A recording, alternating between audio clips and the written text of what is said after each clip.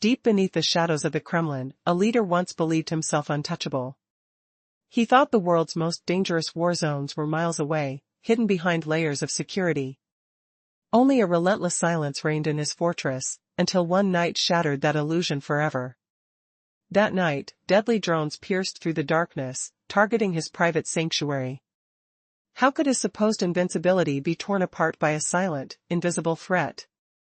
The quiet, secure Novgorod residence, nestled hundreds of kilometers behind the front lines, suddenly faced the specter of danger. This wasn't just an attack. It was a brutal blow to Russia's core security doctrines. When Sergei Lavrov announced that night, trembling and pale, that the threat was aimed directly at the leader's own bedroom window, the world paused. For the first time, Putin's strongest fortress, his ultimate safe zone, had been struck. Imagine the scene, the dark skies lit by flashes. The roar of exploding drones. This was no accidental missile. It marked a new chapter. War had infiltrated Putin's most secretive refuge. The incident proved that the conflict, once confined to distant battlefields, was now at the very gates of his personal sanctuary. The phrase "red zone" took on terrifying new meaning. Could the invincible leader finally be vulnerable? As international eyes widened in shock, questions flooded the air. How did a man claiming total dominance find himself exposed? How did he, who recently boasted of victory, become a prisoner in his own fortress, pushed to the brink of fear? These questions demand a backward glance. To just 24 hours before the attack.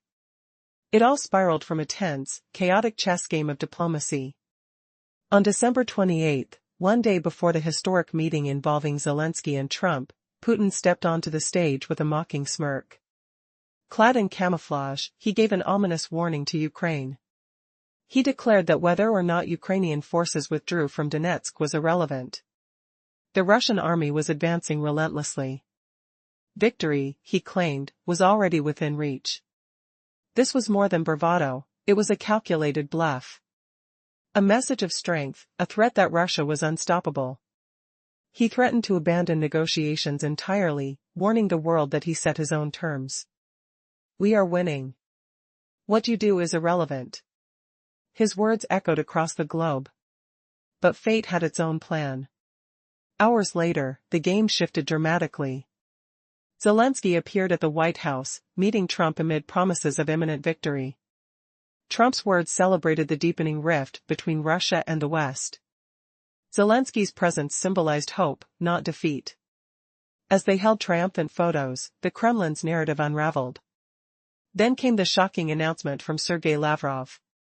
Out of the blue, he claimed Ukraine had launched a daring drone attack on Putin's residence at Baldy, an isolated retreat deep within Novgorod.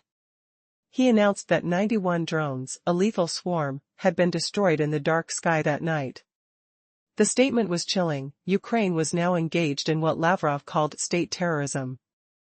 An attempt to assassinate the president. How could such an attack be possible? The residence was considered one of Putin's most secure locations, an information cocoon meant to be impervious to danger. Located hundreds of kilometers behind enemy lines, it was surrounded by state-of-the-art defenses. Yet, the drones navigated past these barriers, closing in silently. Evidently, Russia's air defenses, S-300s, S-400s, even the Pantsers, proved ineffective. The drones reached their target with unnerving precision. Zelensky's denial added another layer to the mystery. Ukraine's leadership insisted the attack targeted military sites, not the Kremlin's inner sanctum. But the truth was more complicated. The range and accuracy of Ukraine's long-range kamikaze drones have advanced rapidly. Their ability to reach Moscow was no longer theoretical. In fact, Moscow's defenses may have been a paper shield all along. This new reality raises unsettling questions. If Putin's most secretive retreat was compromised, where can he hide now? Is he truly invincible, or just a leader clinging to illusions? As the drones struck his residence, the picture became clear. The war has crossed the threshold from distant clash to an intimate confrontation. The front lines aren't just in Ukraine, they're at Putin's doorstep. Meanwhile, beneath the surface of Russia's Grand Palace network, a different kind of fortress exists, one built to withstand the apocalypse. Former insiders and investigative journalists have revealed a startling truth. Putin's command centers aren't singular. Instead, he has multiple identical, windowless offices scattered across Russia, hidden, secure, untraceable. They are designed to deceive. In places like St. Petersburg, Sochi, and Moscow, these identical chambers mimic each other perfectly. When Putin appears on television, he's never sure which office he's located in. Fake convoy routes, fake planes, everything is orchestrated to disguise his true position. His entire leadership hinges on a vast web of illusions. In an environment where even his own ministers might not know his real location, Putin has become a ghost, haunted by fears of betrayal. But the real nightmare lies beneath the Black Sea. Hidden deep within the cliffs near Sochi is a vast underground palace, the Gelendzhik Fortress. Covering 190,000 square meters, it's a city underground, complete with a church, an ice rink, a casino, and even lounges. Below it, carved into the cliffs, is a labyrinth of tunnels and chambers, capable of hiding Putin for weeks on end. Independent sources suggest this underground complex isn't merely a bunker. It's a fortress built to survive nuclear war. The underground caverns host water systems, ventilation, fiber optic networks, and escape tunnels connected via secret lift shafts. Reinforced walls of 15 inches or more make it nearly impenetrable.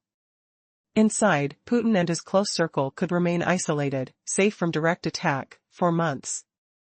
Beyond the Black Sea Palace, other fortified hubs exist, the Yamantau complex in the Ural Mountains, the network of tunnels beneath Moscow streets, known as Metro 2, and underground shelters across Siberia's mountain ranges. These are vast, secret worlds.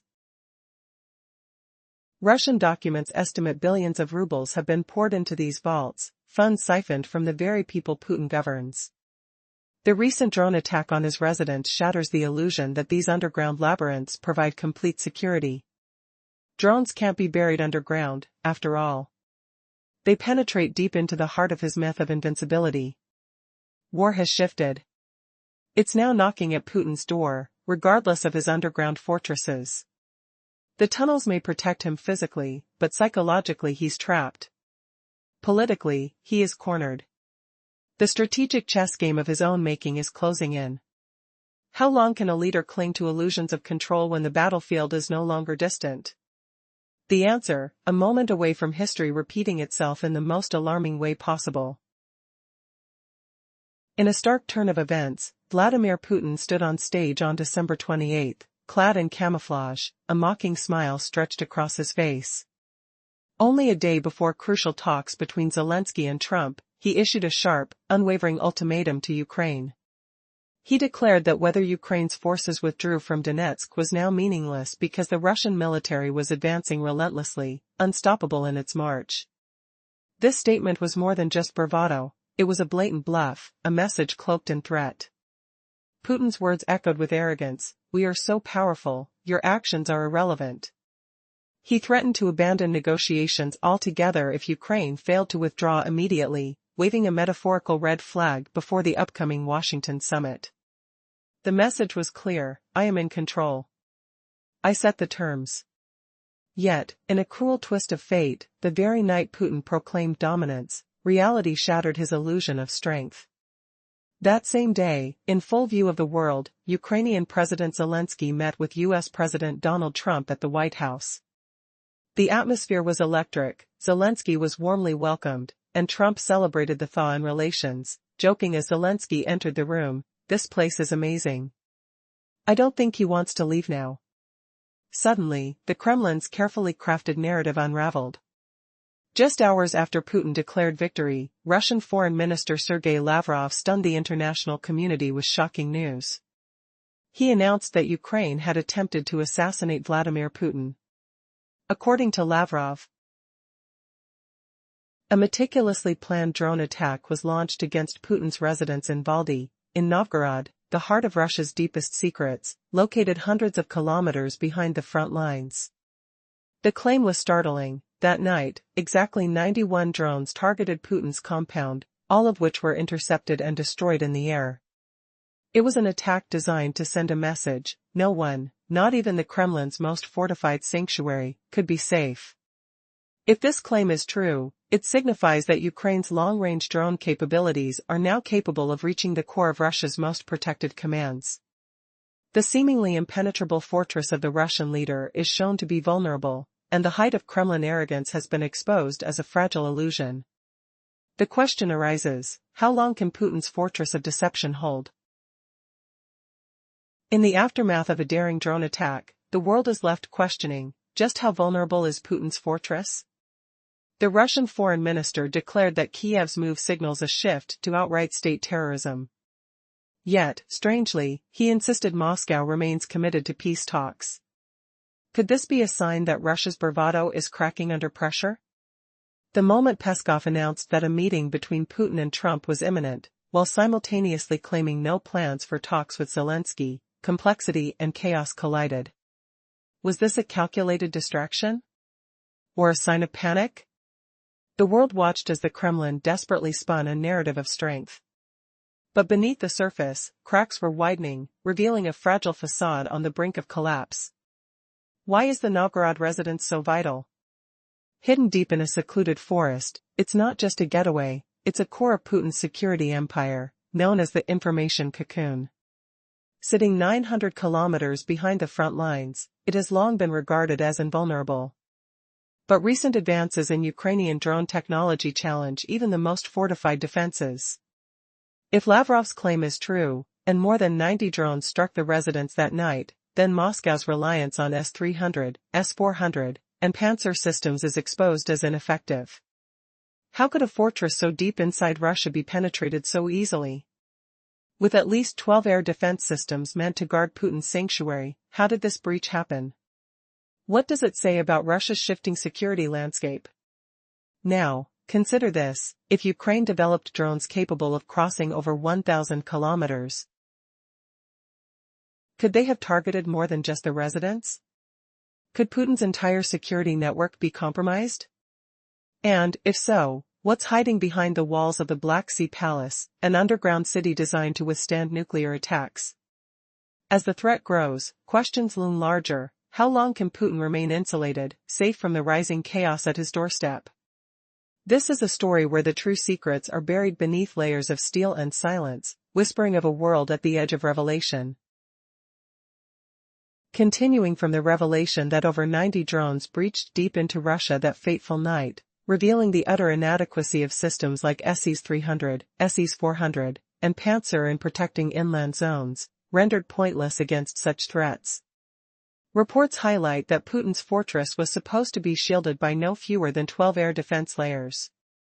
Now, imagine the bone-rattling hum of those kamikaze drones slicing through the frigid air, their shadows dancing ominously on the snow-covered grounds of Vladimir Putin's sanctity. But how did they pierce so deep past the vaunted defenses? A gaping chasm in Moscow's ironclad shield, exposed. Ukraine's Zelensky swiftly refuted the claims, through clenched fists and steady gaze. Our strikes aim solely at military hubs, not personal vendettas against leaders. While Russian pro-war voices simmered with venom, spewing threats of vengeance on their governmental symbols. Yet, the grim truth looms larger. Kiev's arsenal now stretches with deadly reach, their projectiles and autonomous weapons capable of homing in on the very pulse of Moscow. Picture a quiet bedroom, the faint scent of aged wood and leather, now trembling as a drone's whisper could shatter the peace under a pillow. Kremlin's outward disdain for talks, a facade of strength. Unmask it, and see a desperate playbook, a pullback in the shadows. Remember, this chess match pits two titans. Why does Ukraine's grasp extend farther, outmaneuvering Moscow's wild gambits? That drone barrage, more than metal fury. It peeled back the veil on Russia's leader's gnawing dread, his descent into a labyrinthine underworld. If the velvet embraces of Valday falter, where can he vanish now? Enter the darkest chapter of modern Russia's chronicles. Putin's labyrinth of havens. Leaked confessions from defected investigative scribes and ex-guards paint a portrait of paranoia incarnate. Across the expanse, identical chambers lacking windows, scattered like hidden heartbeats in Petrograd. Sochi. Novo Ogoriovo, the capital itself. From oak wainscoting to the presidential quill resting on polished tables, cloned with uncanny precision. But why this elaborate ruse? To shroud his whereabouts from prying eyes, even trusted advisors left guessing amid televised decrees. A full-spectrum deception maneuver, fitting for a ghost. Details pour in. There are moments when insiders confirm his presence in Sochi's embrace, yet screens broadcast illusions from Moscow offices. Phantom motorcades roar off to runways, illusory jets soaring into skies, all to befuddle eavesdroppers and spies. See Vladimir as he has become, a figure ensnared in an endless web of deception, evading foes and even his own lengthening shadow. Can the man who once bellowed dominance now find refuge, or will the unseen claws of progress drag him from his burrow? Fleeing not just physical perils, but the psychological cage he's forged. The air grows thicker with dread, each calculated move a dance on the edge. What unforeseen betrayal awaits in this tale of a leader's crumbling illusion? In the previous section, we uncovered the eerie ghost protocol Vladimir Putin employs to cloak his true whereabouts, deceiving even his own ministers through staged scenes and diversions. Ever wondered if a president's fear could carve out an entire subterranean city under $1 billion palace? This shocking revelation about Putin's hidden world exposes his deep paranoia and readiness for apocalyptic isolation. Security guards deploy decoy motorcades to airports. They launch phantom aircraft to mislead spies. So, Putin dwells eternally inside a shroud of secrecy, dodging foes and his own anxieties. What does that smell like? Police sirens wail at night, the acrid bite of diesel exhaust lingers, and cold metal from weapons presses against vigilant skin. Karakulov, spilling these secrets, reveals Putin's fixation, an obsession so stark it borders on madness. Yet, the most chilling truths dwell below Golenzik Palace on the Black Sea shore. Perched atop a seaside cliff, this sprawling estate spans 190,000 square meters.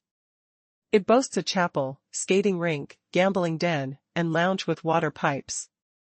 50 meters beneath, bored into cliff faces, lies a colossal bunker endures atomic obliteration. How could one man demand such extravagance? The earthy tang of sea salt mixes with damp stone as you imagine descending into that abyss. Per sources, it's more than a bunker.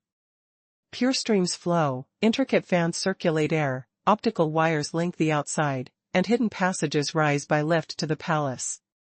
15-inch thick concrete shields the enclave,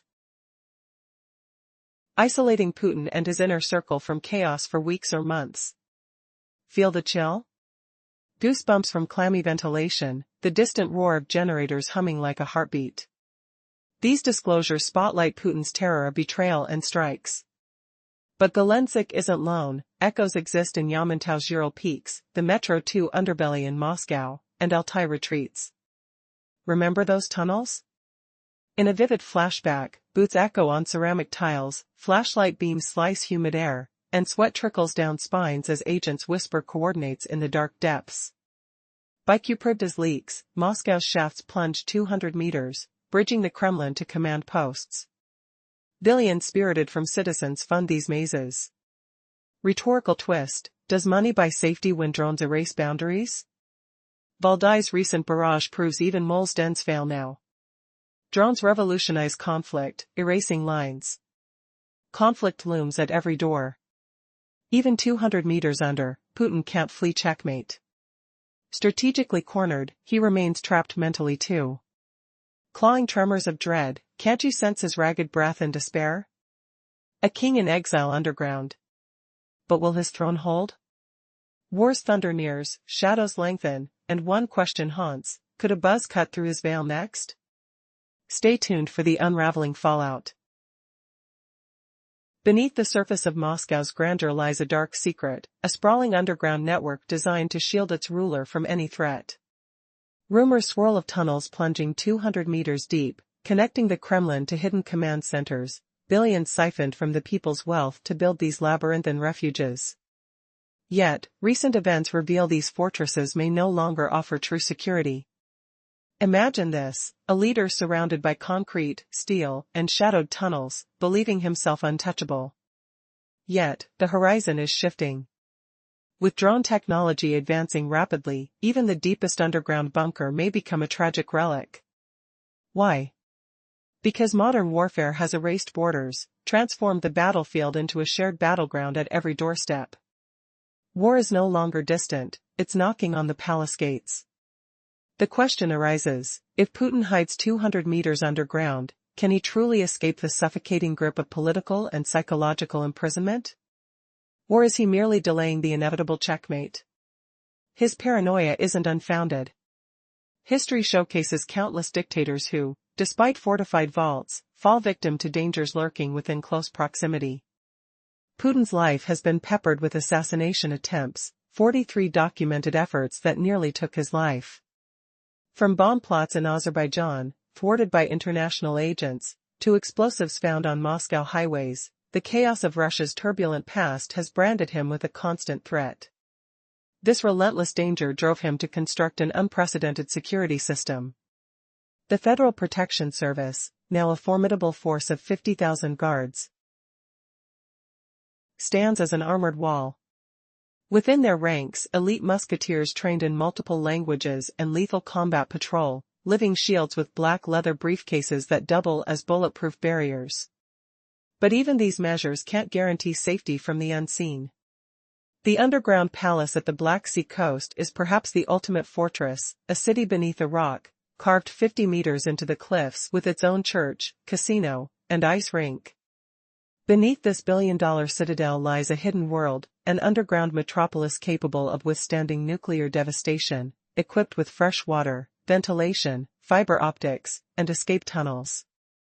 This isn't just security, it's a fortress of paranoia.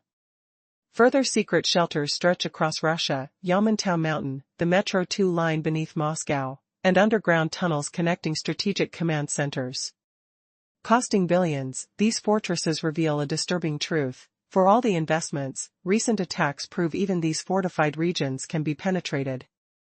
Drones now challenge the illusion of invincibility. The reality is clear. No matter how deep or hidden he may be, Putin remains vulnerable, politically, psychologically, existentially. These tunnels may shield his body, but his mind is a prison. How long can a leader survive when his own security becomes his trap? The answer hangs as heavy as the fate of a nation, and the truth is, even the strongest fortress cannot guarantee immunity from the modern nightmare of war. In the shadows of Moscow's grandeur, Putin's security measures are legendary. Guards, high-tech defenses, and even poison detectors designed to protect him from unseen enemies. Rumors whisper that he employs tasters to scrutinize every morsel, every glass. Yet, as tensions soar, the threat has shifted, it's no longer just external foes lurking. Now, even within his own walls, danger flickers like a dark shadow. Recent whispers speak of a clandestine plot, an attempt to poison Putin with the deadly nerve agent Novichok, carefully planned by rogue oligarchs and military insiders. Allegedly, the Kremlin uncovered this covert scheme just in time, evidence of betrayal layered like poison in the corridors of power. The suspicion runs deep: deaths, mysterious fires, and secret purges hint at a fragile trust shattering within Russia's inner circle. Could it be that Putin's relentless paranoia is pushing him toward radical acts of elimination, all without proof? This paranoia isn't unfounded. As an ominous blaze erupted on March 29, reports fluctuated from secret vehicle fires to covert moves by elites seeking power or revenge. Was it a warning shot aimed at Putin or a smokescreen masking chaos? The inner sanctums of the Kremlin are riddled with deception. And yet, despite all his fortifications, body doubles, underground filters reaching 200 meters, and military coteries, an invisible pressure is mounting. The psychological toll of threats, cloaked in uncertainty, threatens to outlast any physical barrier. Now, consider this: if enemies can reach even the most guarded places, where can Putin hide? The psychological fortress weakens as fear creeps into the bedchambers of power. The myth of invincibility crumbles beneath the weight of the unknown. Was the Valdai attack merely a coincidence or a terrifying opening move revealing Russia's deepest vulnerabilities? The line between real danger and psychological warfare blurs. With every drone's distant hum, a question echoes silently: how long before even the strongest fortress falls apart? The day after Putin issued a stern ultimatum demanding Ukraine's surrender, an ominous shadow loomed at his own bedroom window. Could this be the start of a terrifying nightmare? His billions of dollars spent to build underground fortresses, the elite guards numbering 50,000, and poison tasters that scrutinize every bite, they might keep him alive physically, but fail to shield him from the brutal truth. The war he ignited has spiraled into something unpredictable, a boomerang returning to hit him where he feels safest, within the walls of his most private sanctuary. The Kremlin's lights may have flickered out that night, but this darkness reveals the haunting reality: Russia's certainty is crumbling. There's no longer a refuge for Putin. Where can he hide now? As long as this conflict persists, he will carry this gnawing fear. The Ukrainian military perceives Putin and his inner circle as perpetual threats. If diplomacy fails, another attempt to eliminate him might happen elsewhere, a different residence, another shroud of secrecy. One thing is clear: continuing this path of war only deepens his terror. Neither the fortified walls of the Kremlin nor the underground palaces and tunnels he has clandestinely prepared can guarantee his safety. The political noose tightens, and his empire's illusions of invincibility fade away. Now, think about it: is this the beginning of the end? Or just the first tremors of a collapsing regime? As long as war rages, this fear will linger in every corner of his hidden worlds. What's your take? Could Putin's fortress really be impenetrable? Or are his lavish shelters and secret tunnels just illusions of security? Tell us your thoughts. Would a world without his grip be closer than we think?